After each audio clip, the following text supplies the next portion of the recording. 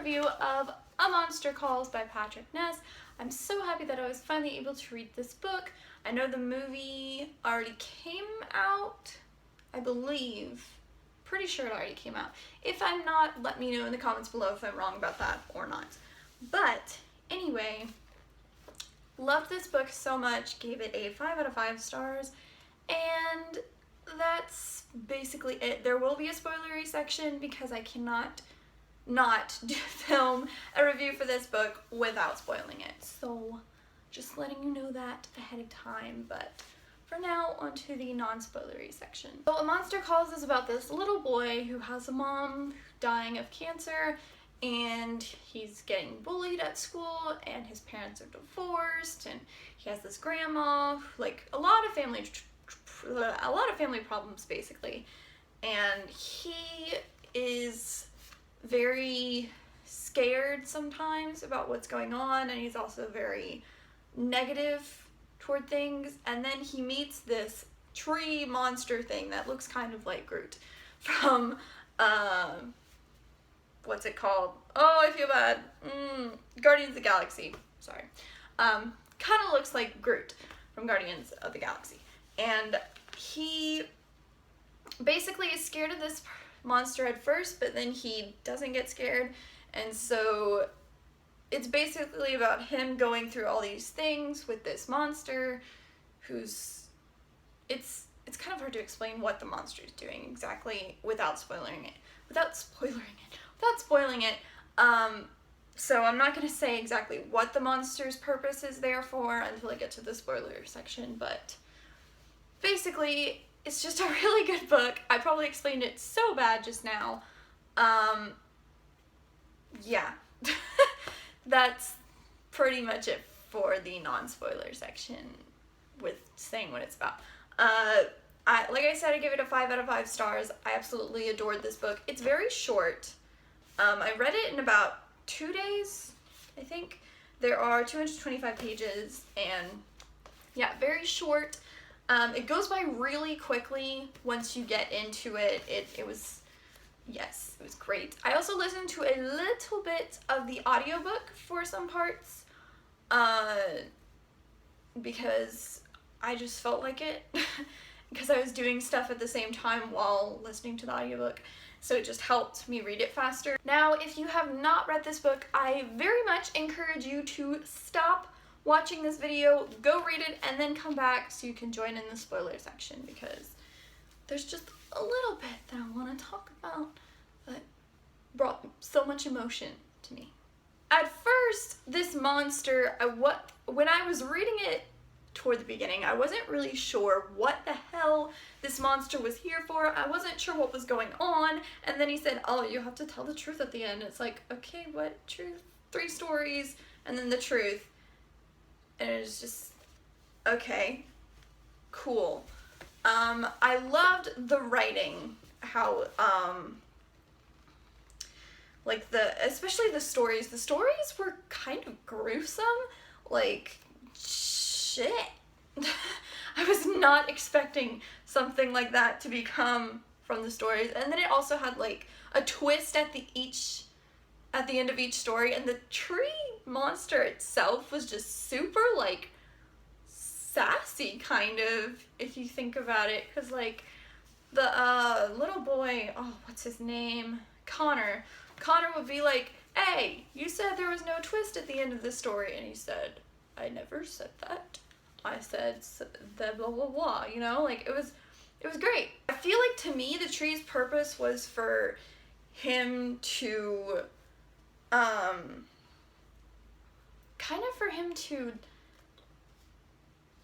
come to Connor in this time of need to talk to someone, basically, because Connor had no one. Although he was kind of mean to that friend that he did have. I think her name is Lily. Was it Lily? I feel like it was Lily. Lily was kind of... She obviously shouldn't have told everyone about Connor's mom and everything, but... No, yeah, that was just a wrong move. But at the same time, it's like she was kind of wanting sympathy for him, and she didn't really understand that that's not what he wanted. And so Connor now hated her and was just like, oh, I'll never speak to you again, we're not friends, blah blah blah. And he was just awful to her, and like, oh my gosh, this is the kind of boy that just really felt sorry for himself. He was pretty selfish. He just like everything. But at the same time, I kind of understood the reason for why he was like that, so I was kind of okay with him, and it's not like I didn't like the main character. I actually really liked Connor, and I felt really sorry for him at the end. Oh my god, at the end I was sobbing when the mom, no, before the mom was like this close to dying, and she like talked to him and everything. Or no, it was after that. Because then he was off alone and he was yelling at the tree like, no, I can't say it, blah, blah, blah, I'm sorry, blah, all this stuff. And I was just saying it out loud as I was reading, and I was sobbing. I had tears just coming down my face. In fact, I read this for the Winter Biannual Bibliothon, and I have a video of like the aftermath for when I finished this book. I was like, if you go see that, you'll understand. Like, my face is still red from crying. Oh my god, it was, I was a wreck. In fact, I found it kind of hard to read a book after that. I didn't read anything else after I finished this book, because I was just, oh my god. It's so much more emotional than you think it'll be, and you never really understand what people mean by how emotional and how powering and everything that this book will make you feel until you actually read it yourself, and then you're like, okay, yeah, you were right. Oh, and then that moment when he accidentally destroyed all his grandma's stuff in her house and she just didn't say anything to him, I was like, oh, that poor little boy. He just, he can't, like, I thought the grandma was gonna go off, and then she didn't, and then she just cried in her room alone.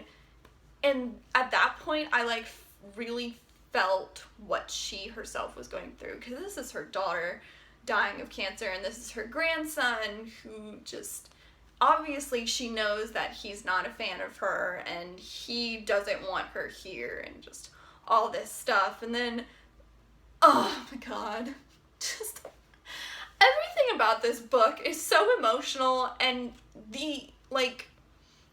Patrick Ness has a really good way of making characters that you can sympathize for, whether they are evil or good. Especially in the monster stories themselves, where you've got all these different points of views and everything that the tree himself sees.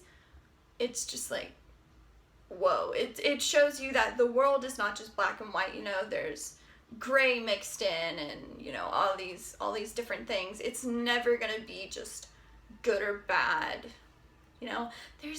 There's good and bad in everyone. It just matters on how your heart is, and just all that kind of stuff. I'm sorry, Harry Potter quote. I don't remember the full quote, but it's something along that line. No, but this book will stick with me forever. I just know that. And I have recommended it to people already, and I'm gonna try to make my mom read it soon.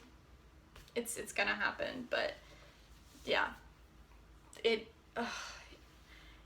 Patrick Ness, I'm gonna have to read more of his books, because his book really made me think, really put me into this world of what if something like this happened to me or happened to someone I know. And it really just brought out so many different emotions. It was insane. So yeah, guys, that was my review on A Monster Calls. I really don't have anything wrong with this book. Even things that made me feel really uncomfortable at first, and really just kind of hateful, I still understood why it was there to begin with. So I have nothing wrong with this book. I feel like it was possibly the best book I've read thus far. Yeah.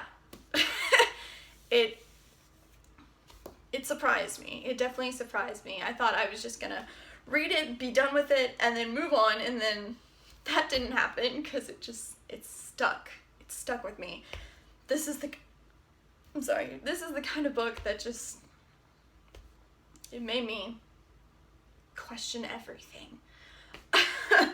But that's all I gotta say about it. So thank you guys so much for watching, and I will see y'all next time. Bye.